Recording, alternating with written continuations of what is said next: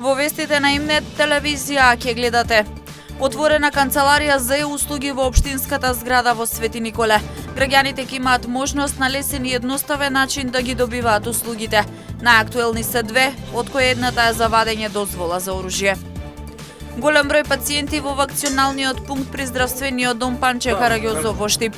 Причина е уписот на дечињата во прво оделение, односно во градинка, зашто се бара потврда за уреден вакцинален статус.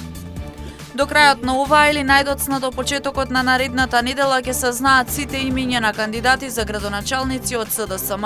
Председателот Венко Филипче истакна дека имињата се дефинирани и ќе бидат објавени.